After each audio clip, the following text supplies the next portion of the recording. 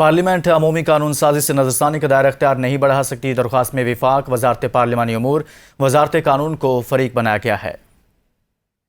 اس خبر سے متعلق آپ کو آگاہ کر رہے ہیں کہ supreme court review of judgments and order قانون 2023 چیلنج کر دیا گیا ہے اور درخواست گزار کی نئے قانون کو کالعدم قرار دینے کی استدعا سامنے آئی ہے۔ Supreme court review of judgments and orders قانون آئین سے متصادم ہے۔ درخواست گزار کی جانب سے یہ بھی کہا گیا ہے پارلیمنٹ عمومی قانون سازی سے نظرثانی کا دائرہ اختیار نہیں بڑھا سکتی۔ درخواست میں وفاق وزارت پارلیمانی امور وزارت قانون کو بھی فریق بنایا گیا ہے۔ درخواست گزار کی نئے قانون کو کالعدم قرار دینے کی استدعا سامنے آئی ہے۔ آئینی درخواست میں وفاق وزارت پارلیمانی امور وزارت قانون کو فریق بنایا گیا ہے۔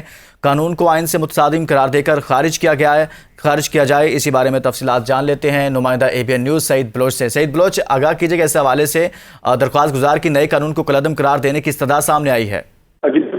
سپریم کورٹ نے آڈیو لیکس کمیشن کے خلاف ایک توہین عدالت کی درخواست دائر کی گئی تھی، لیکن اس پر رجسٹرار آفس کی جانب سے کچھ اعتراضات عائد کیے گئے تھے اور اعتراض کرتے ہوئے رجسٹرار آفس نے درخواست ناقابل سماعت قرار دے واپس کر دی تھی۔ اب اسی حوالے سے ایک chamber appeal supreme court Pakistan میں دائر کی گئی ہے اور یہ چیمبر اپیل حنیف راہی کی جانب سے سپریم کورٹ آف پاکستان میں دائر کرتے ہوئے یہ موقف اختیار کیا گیا ہے کہ جسٹس قاضی فائز عیسیٰ کی سربراہی میں آڈیو لیکس کمیشن نے سپریم کورٹ کے حکم کی خلاف ورزی کی۔